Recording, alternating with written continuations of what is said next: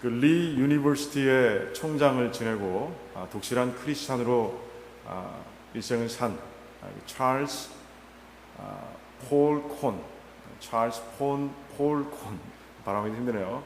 찰스 폴 콘이라는 분이 쓴 책에 보면 Making It Happen 이라는 책에 보면 이런 좀 재밌기도 하고 한편 생각하면 씁쓸하기도 한 그런 이야기가 나오는 걸 봅니다.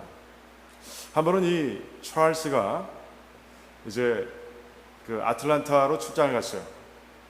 출장에 가서 이제 식당을 정하기 위해서 이렇게 전화번호 책을 들여보고 있는데 식당 쭉 이름들 가운데서 아주 독특한 식당 이름을 발견했어요. 그 이름이 뭐였냐면 Church of God Grill 이렇게 돼 있는 거예요. 야, 이게 Church of God Grill, 이 교회야, 음식점이야, 이런 생각을 가지고 궁금해서 전화를 걸었습니다. 아주 쾌활한 목소리에 남성이 전화를 받습니다. 아마 굉장히 뭐라 그럴까요? 기분 좋은 목소리였던 것 같아요. 그래서 이제 다짜고짜 물어봤어요. 식당 맞습니까? 그랬더니 그 쾌활한 그 주인이 얘기하는 거예요. 네, 식당 맞습니다. 우리는 치킨 그릴 전문점입니다. 이렇게 얘기하는 거예요. 그래서 어떻게 해서 그런 이름을 짓게 됐습니까? 라고 물어봤어요. 그랬더니 그분이 하시는 말이 참 가슴을 치는 얘기예요. 처음에 그들이 그 아틀란타에 와서는 작은 교회를 세웠다고 그래요. 개척했다고 그래요. 너무 교회가 작다 보니까 생계를 유지할 수가 없는 거예요. 그래서 예배가 끝나고 나면 저녁 시간을 이용해서 매일매일 치킨을 구워서 팔았다고 합니다. 근데 날이 지나면서 장사가 잘 되는 거예요.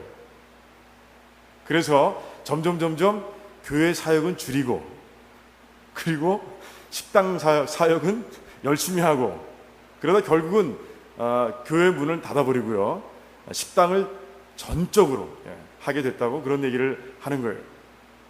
그런데 식당이 잘 된 이유가 이름인 것 같아서, 이름 때문인 것 같아서 Church of God Grill, 한국말로 번역하면 더 재밌습니다. 하나님의 교회 숯불집, 이런 뜻입니다.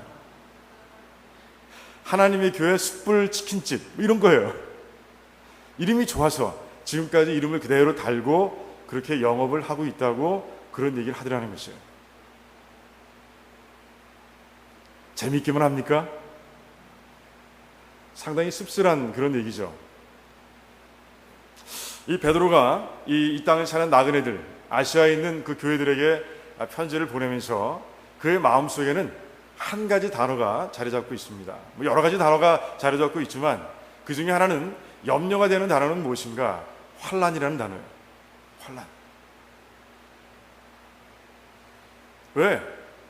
환난 가운데서 이 사단들이 준동하고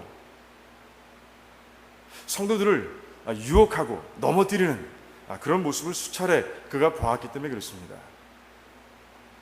그 환난 가운데서 성도들을 넘어뜨리는 그 사단이 잘 쓰는 도구가 무엇인가? 그것은 바로 의심이라는 도구예요. 의심하게 만드는 거예요. 구원이 진짜야? 내가 받은 구원이 진짜인 거야? 내가 목숨을 걸 수 있는 거야? 이런 생각 가운데서 이제 떠나는 사람들이 생기기 시작하는 거예요. 여러분들 한번 성경 안에서도 그런 예들을 찾아볼 수가 있는데, 침례 요한 아시죠? 침례 요한을 잘 아실 거예요. 침례 요한이 이제 감옥에 갇혀서 죽을 날을 기다리고 있습니다. 그런 가운데 그는 자기의 제자들을 예수님께 보내서 이렇게 묻는 거예요. 당신이 그분 맞습니까? 당신이 오시겠다고 약속하신 그 메시아가 맞습니까? 아니면 내가 다른 분을 기다려야 합니까? 라고 묻습니다. 여러분, 침례 요한이 누굽니까? 태어날 때부터 하나님의 은혜 가운데서 태어났던 사람이었어요. 가브리엘 천사가 와서 그 부모에게 얘기해 줬습니다.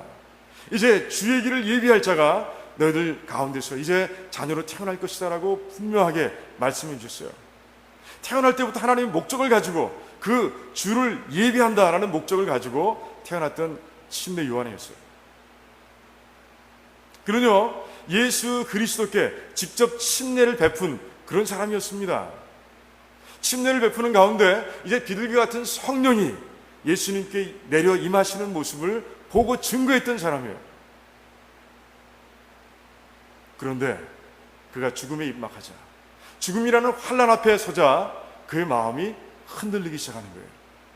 내가 생명을 바쳐 지금까지 달려왔는데, 이분을 증거하기 위해서 지금까지 달려왔는데 정말 내가 목숨을 버려도 될 바로 그 메시아인가 하는 의심이 그의 마음속에 이제 생겨나기 시작하는 거예요.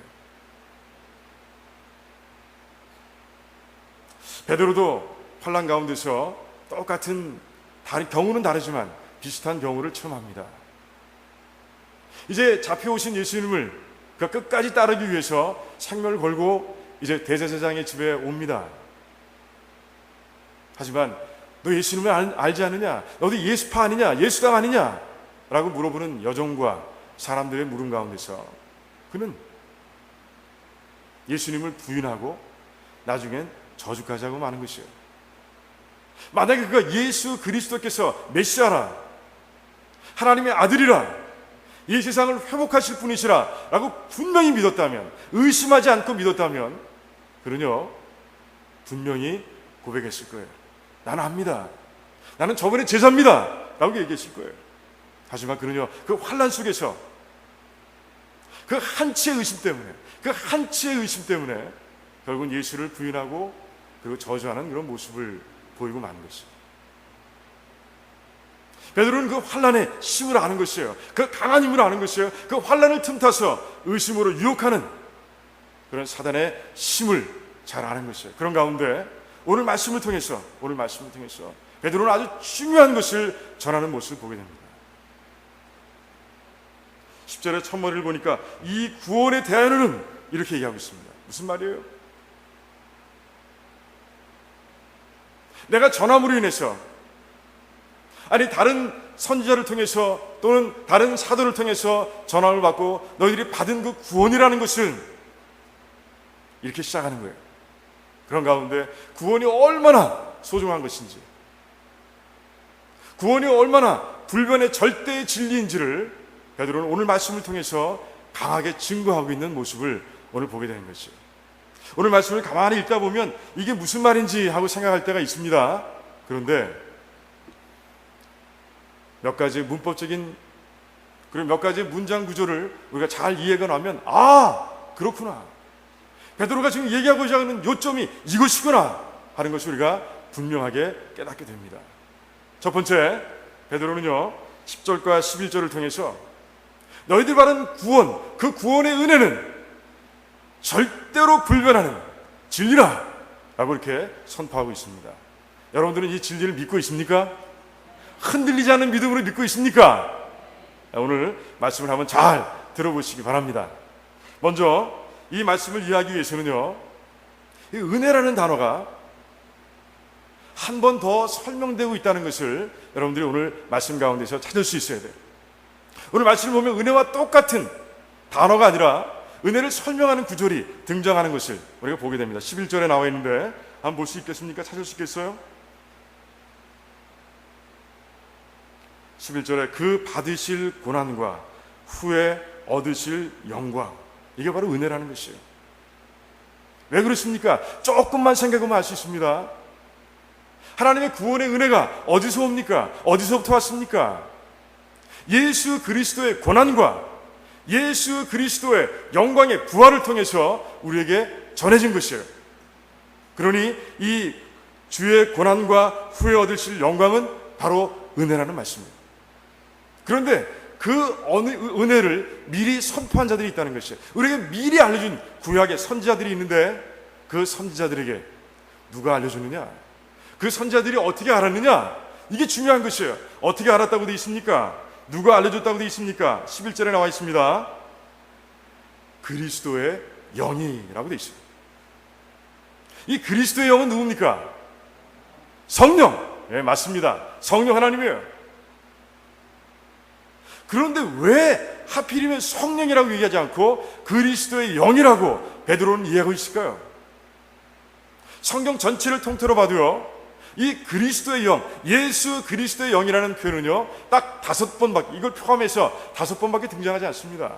그런데 그렇게 흔치 않은 표현을 왜 이 베드로는 사용하고 있느냐? 여기에 초점을 우리가 맞출 수 있어야 하는 것이죠. 왜 그랬을까요?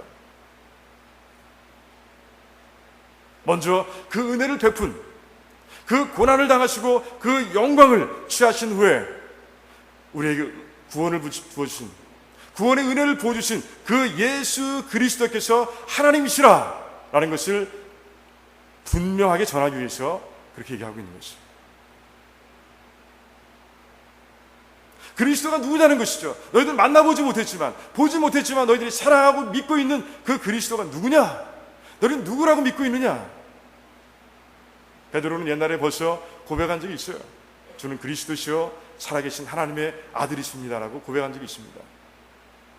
그 고백이 너희들 안에 있느냐? 그리스도가 누구이신지를 너희들이 알고 있느냐? 너희들이 구약시대에는 예수 그리스도가 존재하지 않았다고 믿느냐? 은혜의 시대가 되어서 이제 하나님께서 택하신 인간이라고 생각하느냐? 그렇지 않다는 것이에요.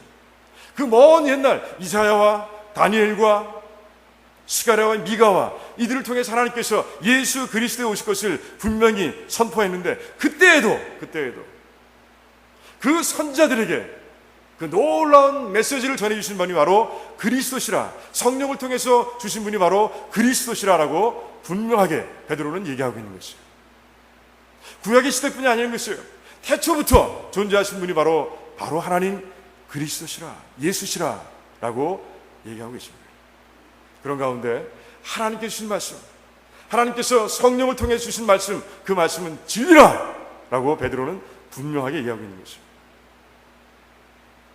두 번째, 왜 그리스도의 영으로 썼는가? 더 확실하게 얘기하고 있는 것이에요. 누가 구원을 이뤘느냐?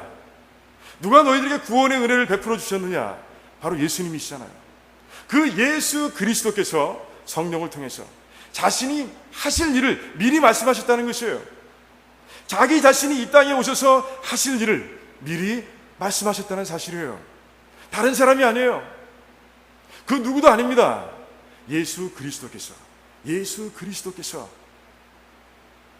이 땅에 오셔서 이루실 구원의 이야기를 아주 분명하게 전하셨다는 거예요. 직접 말씀하신 거예요. 그러니 진리 아니냐, 그러니 진실 아니냐 라고 베드로는 이 말씀을 통해서 분명하게 우리에게 전하고 있는 것이에요. 이 말씀이 이해가 되십니까? 이 말씀 속에 담겨있는 베드로의 마음이 보이십니까? 그리스도의 영이라는 단어를 통해서 우리들에게 임한 그 놀라운 것, 그 놀라운 은혜가 불변의 진리라는 것을 분명하게 전하고 있는 베드로의 마음, 안타까운 마음, 환난 가운데서 떨고 있고 의심하며 저 나갈까 말까 흔들리고 있는 백성들을 향해서 그리스도의 영이 전한 메시지라, 그리스도의 영이 예언한, 미래 예언한 구원이라 라고 분명하게 얘기하고 있는 것이에요. 저는 오늘 말씀을 통해서 여러분들이 이제 흔들리지 않는 구원을 이 가슴속에 품고 달려가는 백성들이 되기를 원합니다. 우리는 아시아 지역에 세워져 있던 그 교회 성도들보다 훨씬 나은 조건에서 살아갑니다. 그들보다 조금 더 어려운 것이 있다면 유혹일 거예요.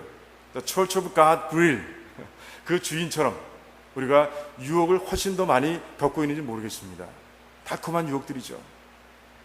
하지만 그 유혹들이 여러분들을 절대로 넘어뜨릴 수 없는 그런 구원의 확신을 가지고 이 땅을 살아가는, 구원의 진리임을 분명히 믿고 이 땅을 살아가는 그런 여러분들이 되시기를 주님의 이름으로 축원드립니다. 두 번째, 베드로는요, 이 10절부터 12절까지 말씀을 전체를 통해서 구원이 얼마나 소중한 것인지를, 복음의 메시지가 얼마나 귀한 것인지를 아주 분명하게 전하고 있습니다. 여러분들 오늘 말씀을 보면 비슷한 동사가 아주 반복해서 등장하고 있는 것을 보게 됩니다. 10절과 11절에 있는데 한번 찾아보시겠어요? 10절에는 두 개가 나옵니다.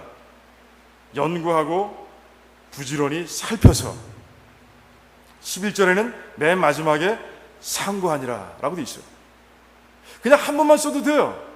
그냥 연구했다라고 해도 됩니다. 그런데 베드로는요, 이 비슷한 단어를 계속해서 반복해 쓰고 있습니다. 아마 다른 단어가 있으면 더 쓰지 않았을까 이런 생각을 해봅니다. 영어로는 search, inquire, seek. 이 세 가지 단어예요. 더 분명해지죠? 영어로 하니까. 이 세 가지 단어를 반복해서 씀으로 인해서 이제 무엇을 찾고 있는가를 이제 궁금증을 유발시키는 거예요. 아니, 선지자들 이제 이미 그 메시지를 받았던 그리스도의 영을 통해서 이제 앞으로 이루어질 그 은혜, 그 구원을, 그 메시지를 받았던 그 선지자들이 뭘 또 원했을까? 이미 받았는데, 그 받은 걸 가지고 우리에게 이미 전해줬는데 그들이 뭘 연구하고 뭘 살펴서 뭘 상고해서 알고자 했을까 하는 생각을 이제 갖게 되는 것이에요. 무엇일까요? 궁금해집니다. 무엇일까요? 여러분들 이 10절에 11절에 담겨 있는데 뭘까요? 무엇일까요?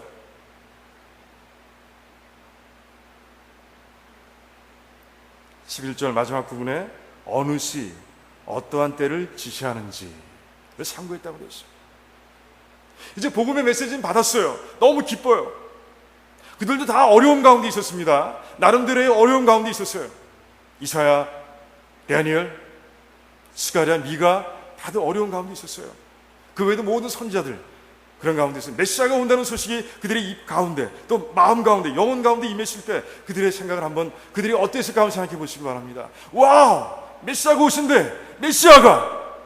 기뻤을 거예요. 아마 춤을 췄을지 모릅니다. 그런데 이제 궁금해지는 거예요. 그분이 언제 오시나? 정말 우리 때 오시면 좋겠는데, 내가 살아있는 때 오셔서 내가 그분을 만나면 좋겠는데, 그 은혜를 내가 갖고 싶은데, 내가 누리고 싶은데 하는 생각으로 이제 search, inquire, seek, 연구하고 살피고 상고하는 가운데 이제 그리스도의 영에게 부지런히 묻고 있는 그들의 모습을 우리가 생각해 볼 수가 있는 거예요. 이제 뭔가 잡힙니까? 베드로가 왜 이 단어를 반복했었는지, 왜 어느 시, 어떠한 때, 같은 단어, 시와 때, 같은 단어 아닙니까? 그 같은 단어를 왜 반복해 쓰고 있는지 이제 아시겠어요? 그 선지자들의 간절한 마음을 아시겠습니까? 그 은혜를 누리고자 하는, 지금 누릴 수 없어요. 그분이 오시지 않았기 때문에. 하지만 그 은혜를 누리고 싶어요. 누리고 싶어하는 갈망이 이 단어 속에서 여러분들 마음속에 이제 찾아줘야 되는 거예요. 막 느껴져야 되는 거예요. 왜 그렇습니까? 그 은혜가 얼마나 소중하면, 그 구원의 은혜가 얼마나 소중하면 선지자들이 그렇게 갈망하면서 하나님 이때가 아닙니까? 내 때가 아닙니까? 라고 물어봤겠어요. 구원은요 그렇게 소중한 것이에요. 그렇게 갈망해야 되는 것이에요. 그렇게 원해야 되는 것이에요. 그렇게 소망해야 되는 것이 바로 구원이에요. 히브리서 11장에 보니까 이런 표현이 있어요. 믿음의 선진들을 쭉 적어놨습니다. 그런데 그들이 하나님께로부터 인정은 받았는데 하나님께서 약속하신 것은 받지 못했다, 이렇게 쓰고 있어요. 그런데 우리는 그 하나님이 약속하신 것을 받았다, 이렇게 히브리서 기자가 쓰고 있습니다. 그리고 그것을 더 좋은 것이다 라고 얘기하고 있어요. 더 좋은 것이다. 구약의 사람들은 믿음으로 하나님의 칭찬과 인정을 받았지만 그거보다 훨씬 더 좋은 것을, 하나님의 약속을 우리가 받았다라고 히브리서 기자는 적고 있어요. 그게 뭘까요? 그게 바로 구원의 은혜라는 것이에요. 그것이 구원의 은혜. 구원의 은혜예요. 그렇게 갈망해야 될 것이고 그렇게 소망해야 될 것인데 우리들은 그 받은 구원을 어떻게 여기고 있는가라는 것이에요. 예수님은요 비유를 통해서 이제 구원의 은혜를 이렇게 말씀하셨어요. 천국의 비유라고도 하죠. 보화가 숨겨진 밭이라, 세상에서 하나밖에 없는 진주라 라고 말씀하셨어요. 내가 가지고 있는 건 다 팔아야 살 수 있는 것이라 라고 그렇게 말씀하고 있어요. 구원의 은혜를 그렇게 말씀하고 계십니다. 여러분들은 여러분들을 들여서 그 구원을, 그 소중한 구원을 여러분들의 것으로 만드셨어요. 믿으십니까? 그런데 그 소중한 것을 어떻게 다루고 있냐는 것이에요. 베드로는 그걸 묻고 있는 거예요. Search, inquire, seek. 그 선지자들의 갈망하는 모습, 열정적으로 소망하는 그 모습 가운데서 베드로는 묻고 있는 것이에요. 여러분들은 어떻게 그 구원의 은혜, 그 복음의 메시지를 어떻게 여러분들의 영혼 가운데 갖고 있습니까? 아까 처음에 말씀드렸던 그 Church of God, 그릴 그 주인처럼 이제는 세상 것이 더 중요해서, 세상의 성공이 더 중요해서 점점점 그 구원의 은혜를 놔버리는 그런 모습으로 이 땅을 살아가고 있지는 않은가? 베드로는 묻고 있는 것이요. 내가 환난 가운데서 그 구원을 어떻게 다루고 있느냐? 바울이 얘기한 것처럼 지금 현재 내가 당하는 고난은 장차올 영광에 비교할 수 없다라고 말씀하셨는데, 비교할 수조차 없어요. 그런데 그 소망을, 그 구원을, 그 구원의 은혜를 너희들의 영혼 가운데 어떻게 간직하고 있느냐? 베드로는 지금 그것을 묻고 있는 것이에요. 여러분들은 소중히 간직하고 있는 성도이기를 원합니다. 어떤 상황 속에서도, 어떤 환경 속에서도, 어떤 조건 속에서도 그 구원의 소중함을 놓치지 않는, 꽉 붙잡는 그런 여러분들이 되시기를 주님의 이름으로 축원드립니다. 말씀을 맺습니다. 여러분 그 윌리엄 에반스라는 그 목사이자 성경학교 교수가 있었습니다. 그분은 1889년에 영국에서 미국으로 건너왔어요. 20살의 나이였어요. 그는 오자마자 공부를 열심히 했던, 영국에서 아주 인텔리로 살았는지 잡지사의 기자가 되었고 아주 풍요로운 삶을 살았습니다. 그런데 1년 후에 운명적인 만남을 경험하게 됩니다. 그도 크리스찬이었어요. 뉴욕에 무디가 온 거예요. 무디, D.L. 무디. 그 집회에 젊은이들이 꽉꽉 모여들었습니다. 누가복음 5장, 즉 베드로가 예수님께 제대로 불림받는 그 모습을 이제 그 본문을 가지고 설교하면서 젊은이들에게 도전했습니다. 젊은이들이여, 여러분들을 하나님의 일을 위해서 다 들으십시오 라고 도전했어요. 그 무디의 말이, 그 말씀이 그 청년 윌리엄 에반스의 영혼에 확 박히고 말았습니다. 그는 다 정리했어요. 그리고 무디가 세운, 제가 졸업한 무디 성경학교로 와서 이제 공부하기 시작합니다. 1892년 제1회 졸업생이 됐어요. 그리고 이제 처치 이곳저곳 교회를 다니면서 그 열정을 이제 불태우며 사역하기 시작합니다. 그가 거쳐갔던 교회 중에 한 군데가 바로 칼리지 처치, 위튼 칼리지 옆에 있는 그 유명한 칼리지 처치에서 또 실무하게 됐습니다. 그 후에는 이제 무디 성경학교로 돌아가서 그곳에서 바이블을 가르치는 교사가 되었고요. 그런 가르치기 위해서, 열정적으로 가르치기 위해서 ASB, American Standard Version이라는 그 영어의 그 신약을 다 딸딸딸 외웠고요. 킹 제임스 버전은 구약부터 신약까지 다 외웠습니다. 그런 가운데 후학들을 양성하고, 그리고 이 땅에 50여 권의 책을 남겨놓고 이제 하나님의 부름을 받았어요. 그가 쓴 책, 100년 전에 쓴 책이 아직도 출판되어서 우리 후학들에게 좋은 그런 인사이트를 주고 있어요. 그 정도로 아주 굉장한 학자였습니다. 그 아들 루이스 에반스도 아주 훌륭한 목사가 됐어요. 아버지처럼 콜링을 받아서 아주 유명한 설교가가 됐습니다. 그리고 헐리우드 가서 이제 그래서 제1장로교회를 이제 심무하는 그런 목사가 됐습니다. 그런 설교가 있기에 많은 교회에서 초청을 받았습니다. 근데 자리를 비울 때마다 그 은퇴해서 그곳에 오신 그 윌리엄 에반스, 아버지 목사죠. 윌리엄 에반스가 강단을 지켰어요. 어느 하루 성령의 감동에 의해서 강단에 올라간 윌리엄 에반스는 동정녀 탄생, 마리아를 통해 태어나신 예수님을 설교하기 위해서 이제 입을 엽니다. 그는 성경을 듭니다. 여러분들, 마리아가, 처녀인 마리아, 동정녀인 마리아가 예수 그리스도를 잉태하고 또 그래서 예수님이 태어나신 것을 믿습니까? 조용합니다. 믿지 않습니까?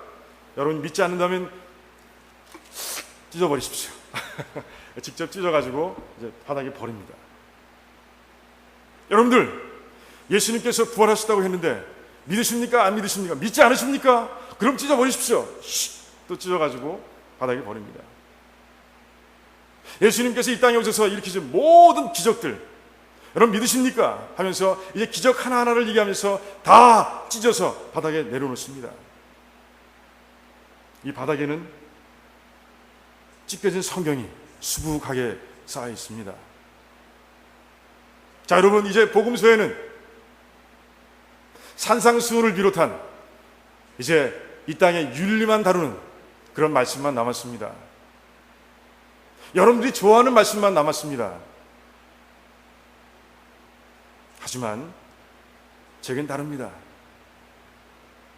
제게는 저 땅으로 버려진 저 말씀이 진리가 아니라면 이 산상수훈과 이 윤리를 다루고 있는 이 말씀들은 아무런 의미가 제게는 없습니다 라고 얘기하는 것이죠. 그리고 기도하고 마치려고 했습니다. 그때 한 청년이 급하게 윌리엄 에반스 목사님을 저지합니다. 목사님 계속해 주세요. 말씀을 계속해 주세요. 목사님께서 믿고 계신 그 하나님 예수, 하나님 그리스도를 저희들에게 전해주세요 라고 얘기합니다. 주변에서 웅성웅성 얘기합니다. 그래요, 들려주세요. 저는 그 말씀을 듣고 싶습니다. 그 말씀을 저도 믿음으로 받아들이고 싶습니다 라고 얘기하기 시작합니다. 그때 윌리엄 에반스 목사님은 이제 자신의 믿음을 가지고 예수 그리스도께서 하나님이시라는 그분이 오셔서 이루신 그 구원의 메시지를 가지고 이제 50분을 더 설교합니다. 이제 성령 하나님께서 역사하신 그 회중은 마치 빨려들듯이 그 말씀 속에 들어가고요. 모든 사람들이 그 아침, 주일 아침 성령의 역사하심을 체험합니다. 평생을 그 복음의 메시지를 가슴에 품고 살았던 윌리엄 에반스, 그의 믿음이 그 성도들을 바꿔놓은 것이었어요. 여러분들은 어떻습니까? 그 오래전부터 하나님께서 예정하셨고 선지자들을 통해서 듬성듬성 알려주셨고 이제 이 땅에 오셔서 온전하게 구원을 이루신 그 예수님의 사역, 예수님의 삶, 예수님께서 이루신 모든 것, 여러분들은 분명하게 진리라고 분명하게 믿고 흔들림이 없이 이 땅을 살아가고 있습니까? 오늘 잠시 저와 함께 기도하시면서